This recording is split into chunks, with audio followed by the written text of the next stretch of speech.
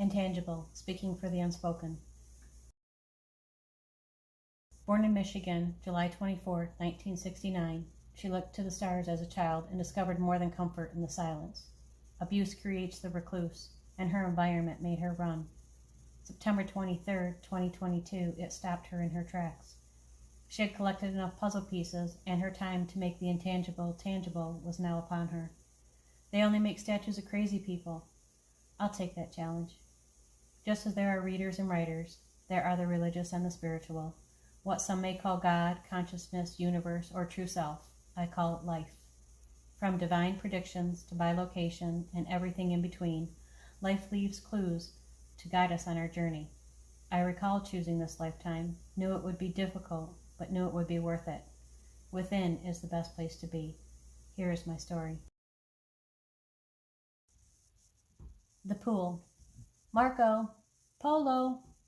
Around 1977 or so, the neighbors put in an 8-foot wide by 4-foot high above ground pool. They had 2 daughters, Tanya and Tammy, with Tanya being the oldest and only a year or so younger than me. Besides playing Marco Polo, we would do handstands and practice somersaults underwater and scoop out water beetles, along with the occasional really cool giant water bug. Tanya and I would also challenge each other to see who could stay underwater the longest.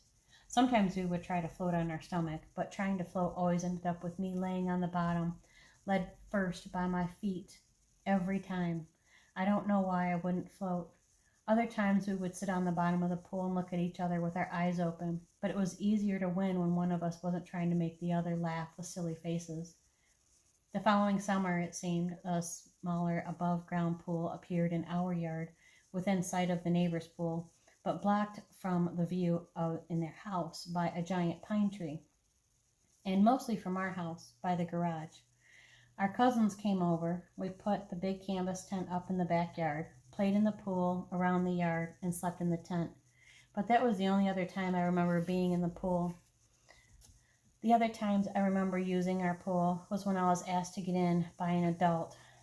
I felt I was supposed to show appreciation for the 3-foot deep pool, and although I didn't know why we even had it, I obliged. The individual tried playing with me, but I did not enjoy being splashed in the face, and it really wasn't big enough to throw me or do backflips without being hurt. So he resorted to dunking me underwater instead. That was fine. I could hold my breath until the constant dunking turned to me breathing in water when I came up, because he would push me back under while I was trying to catch my breath. He wasn't very good at this game, I thought. Then it turned to holding me underwater for longer periods of time. Gulping water as I'd come up and having it go up my nose wasn't fun for me. The next time he held me underwater with his foot. I tried getting away, but he pressed just hard enough on the middle of my back so I couldn't escape. Being face down, I couldn't grab his leg, and being in the middle of the pool, I couldn't reach for anything else either. I started struggling a little bit more, but realized it was making me lose my breath faster. That's when the voice inside my head said, "Be still, you've been practicing for this." So I did just that. I completely stopped struggling and let my body go limp in order to save what air I had left in my lungs, and waited in my head to see how this game was going to play out. After laying still for a bit on the bottom of the pool and not losing my breath any longer, the foot came off my back. I waited to see what they would do. Was this intentional? If so, I better not move. If they were truly playing, they would pick me up and make sure I was okay, right? I heard his weight shifting the ladder that was over that pool edge, indicating he was climbing out. Good, I thought. I'll lay here until I can't any longer. It'll be good practice. At least he wasn't pressing on me anymore. Maybe I'll finally float, I thought. No, I'm a sinker, my head responded. Once I could no longer hold my breath, I moved to the edge of the pool closest to the house where I couldn't be seen, and slowly raised my nose to the surface to breathe, but just my face, not my head. I couldn't see anyone standing around the pool or above. Then tipped my ear to the surface to see if I could hear anyone. All was quiet. After catching my breath, I finally lifted my head and peeked over the ladder. With nobody in sight, I quickly and quietly got out of the pool and ran alongside the neighbor's field up to their house, where I was least likely to be seen from my own house, and told Tanya what happened. We ended up getting sidetracked with something inside her house and never talked about it again. However, after we played this game a second time, I never went in our pool again and made a more concerted effort to not be available. Looking back and knowing more of what I didn't know then, it seemed to me our pool was put in specifically for this purpose, and I wanted nothing to do with it. Warning. Working out at Boundley Farm was a great escape. I got to be around horses, even if they weren't the riding type, and help with the farm chores. Helping always made me feel appreciated and needed. The main barn was up front, along with the stallion paddock. The bigger paddocks on the right were for the mares waiting to be bred and those waiting to have their foals close to the barn so they could be brought in as needed. Past all the bigger main paddocks, far down the drive was the back barn, and farther still past the back barn was the training track that was no longer used, with a pond where weeds, tall grass, and small trees now grew in the middle. It was springtime in Michigan, with the wet season behind us and foaling season fully underway. Each of the mares had a colored tag hanging from the bottom of their halter, such as green 64 or blue 82, what we used to identify which mare was to be brought up for breeding, preg checking, and tracking who was bred to who. We learned to associate horses and their personalities by their tag, and one of us would always step up with the more difficult ones. Generally, if I ignored their behavior, they were easier to deal with, but I still kept my arm straight out to the side with the lead rope to give me as much distance as possible should one try to strike, bite, or spook. Most were easy enough to lead where they needed to be. Not all of them stayed on the farm full time, as they were only brought in for AI, so we didn't have time to get overly attached. A few of the regular horses stood out as either ornery, like the main stallion, really slow or fast walking, or surprisingly sweet. The geriatric mares who were living out their best life were always well cared for as well. One mare easily stood out in the paddocks amongst the blacks and bays. She was a bit taller than most, a bright red chestnut and beautifully built. Red, we called her. Sure, there were other chestnut mares there, but nothing like her. There just wasn't anything about her that could make us look away. Coupled with a fairly winning personality, she was easily a favorite. The sun was shining, the ground was dry, and the air was warm as I headed to the back barn for the evening feed. The barn itself was usually empty, but always housed a bit of hay and feed, with a few smaller paddocks and run-ins with lean-to sheds for any horses that were placed there. I never knew who would be back there, if any horses, but always checked. I liked the long walk.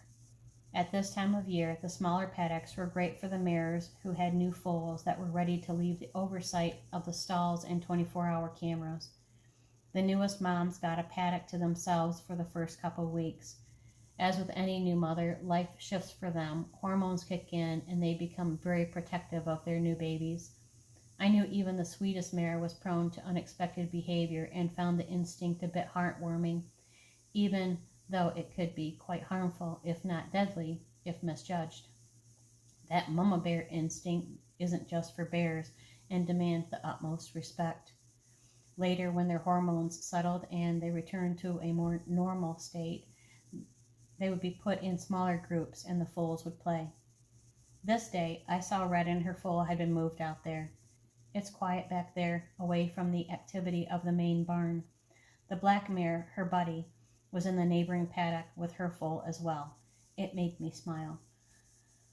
I walked in like normal, located the feed tubs in each paddock, and made sure they were right side up, while keeping track of each mare out of the corner of my eye, paddock to paddock, and enjoying being in that moment.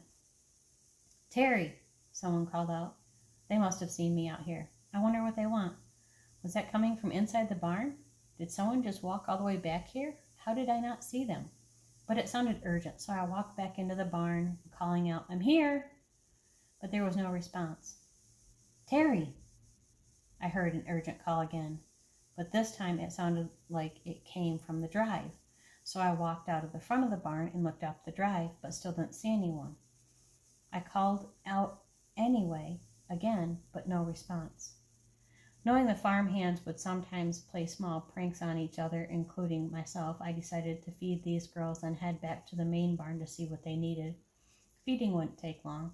Besides, nothing was ever urgent. It was all notably odd. After getting the grain, I entered the paddock where Red was, greeting her softly as usual, and headed for the feed tub. This was no time to linger, and she was about 20 feet away, which I considered to be a safe distance, and I could see her in my peripheral to the right as I poured the feed. That's when it struck me, and I was thrown through the air, landing against the wood fence that separated her from the black mare. I hit hard. As I picked up my head to gain my bearing, I realized what had happened. I hadn't kept my eye on the adorable and curious new foal who ventured over to say hello to me. Red thought that was too close and removed me. I quickly realized my hip didn't want to move, and here I was against the fence in between two protective new mamas, way out behind the back barn, and nobody within yelling distance to call for help. I kept calling, and eventually Kirsten arrived. She wasn't much bigger than me, yet somehow managed to carry me on her back to the front barn. After being taken to the doctor, they said a small blood vessel had burst in my hip, which was quite unlikely since there wasn't much blood flow there. Weeks of ultrasound therapy got my hip moving right again. Looking back at the different times I heard my name called, like when I was playing in the covert by myself, I now believe life was trying to warn me. Usually it was a loud, urgent whisper in my ear. But after coming to this conclusion, noting I will heed the warning next time, I have not heard my name called the same way since.